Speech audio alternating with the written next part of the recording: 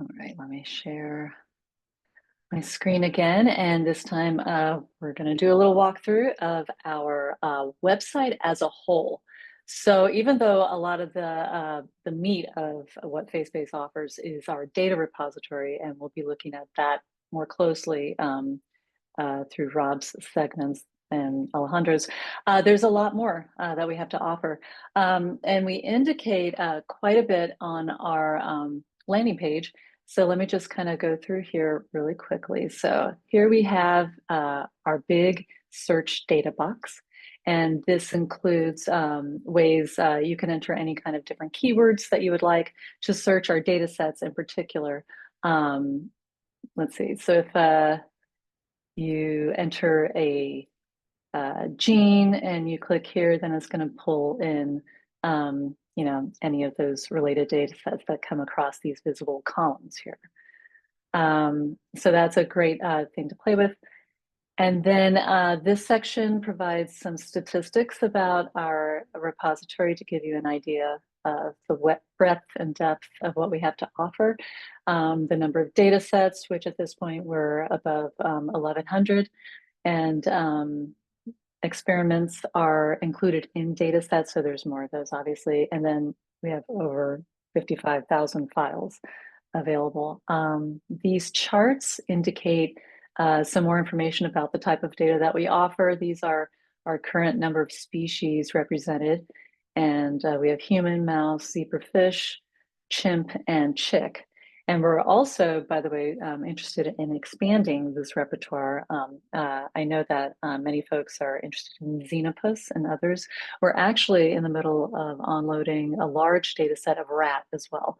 But as you can see, this is by number of subjects per species, and we actually have a lot of human data, a lot of controlled access genomic human data, which not many people, or some people don't necessarily think that we have human genomics data on FaceBase, but we just have a lot of variety of data to offer and to search through. This chart indicates the different data categories represented, such as tomography and MRI, gene expression, epigenetics, analysis, microscopy, GWAS, facial scans, and analysis. When you scroll further down, we have some pages that kind of give you more information about what we offer for the top 3 species that we have the most data on, which is human, mouse, and zebrafish. If you click on mouse, this will give you, here's a link to all of our mouse data sets.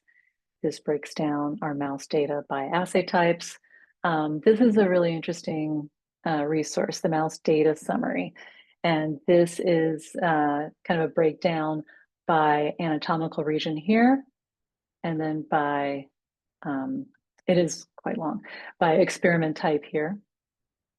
And if you go by the age stages here, and for example, if you're interested in dentary tooth, and you can see there's many different assay types with the many different colors, but that will take you directly to a specific filter that brings up those data sets that we have. Going back, we have this navigational tool that allows you to navigate by different anatomical regions here. You can manipulate this 3D image, and you can see exactly where these different anatomical regions are on the skull. And if you click one of these, then the anatomical vocabulary term will appear, and then a list of the related data sets for that term. We have a very interesting mouse skull fly-through video. I don't know if the music comes through. Hopefully it's not too loud.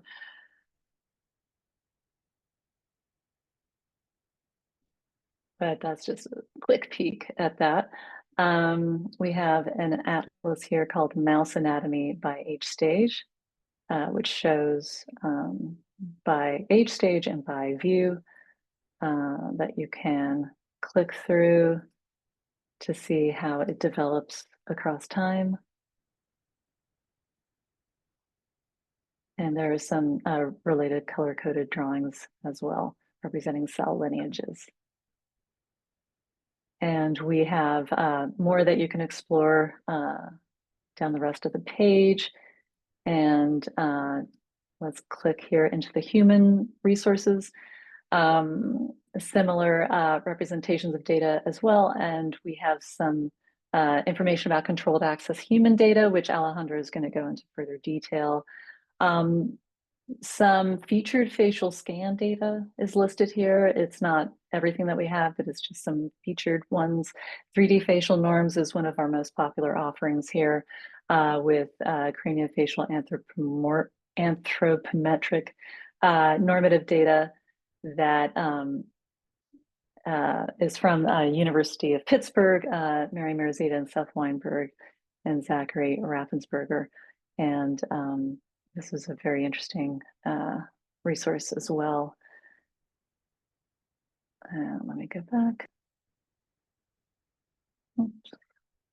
We have the Human Genomics Analysis Interface, also from University of Pittsburgh, which lets you explore genomics analysis results for various facial variation. And it's all open access data. And if we go back and we look at Zebrafish, we have this fish face atlas. We have a couple of different atlases. We also have another anatomical navigation tool for zebrafish in particular that's similar to the mouse one that I showed before. And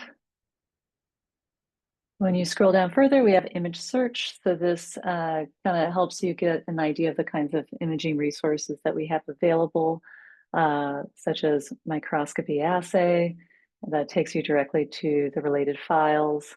And you can do some further filtering on the side to find data of particular interest.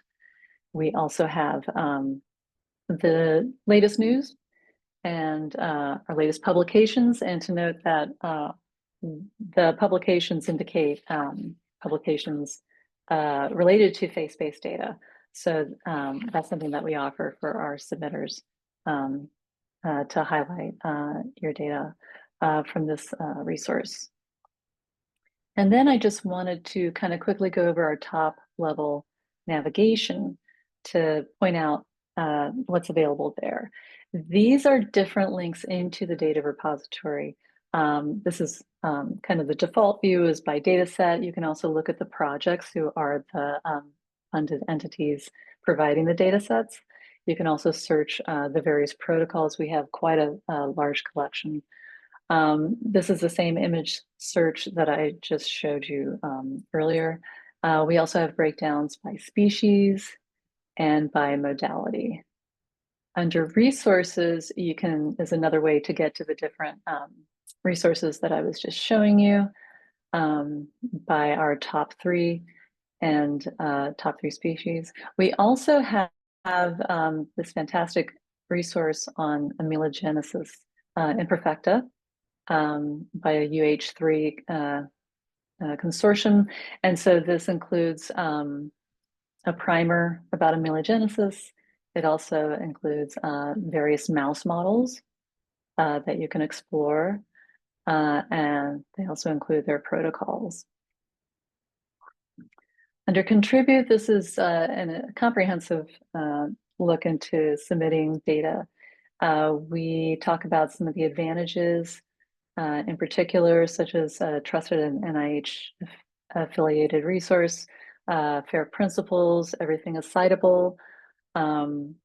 We provide image annotation or the ability to make image annotations on your 2D images, hands-on support, flexible data embargo, and more. We provide resources for writing your DMS plans, which Rob is going to go into more detail later. But the crux of it here is submitting your data for review. And so we have a video, we have some links here to give you more information. And then this is the form that, this is the button you click to get to the request form to have your data approved for adding to the FaceBase repository. The policies section gives you information about data access policies between open access and controlled access. It also has some shortcuts to documentation about requesting data, which we'll go into later. The community section includes our link to our publications, link to our events, including trainings like this one. We have monthly office hours that occur on the last Wednesday of the month. And this is where the three of us, Rob, Alejandro, and myself, are there and available for any questions that you might have or any help that you might need. This new to FaceBase page is really useful for people who are new to this resource, and it includes frequently asked questions, documentation links, signing up for a FaceBase user account, which we do encourage people if you haven't already. And then a little breakdown by user types, such as specific resources that may be of interest to you if you're a basic scientist, a clinician or researcher, or if you're a student. And under the help menu, we have our FAQs, a very long list actually, information on citing FaceBase, which Rob will go over later. Links to our documentation. We have a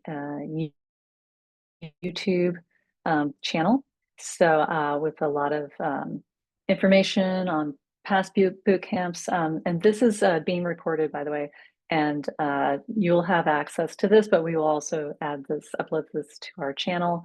We also have from our annual meetings, our FaceBase community forums, we have our presentations uploaded there as well.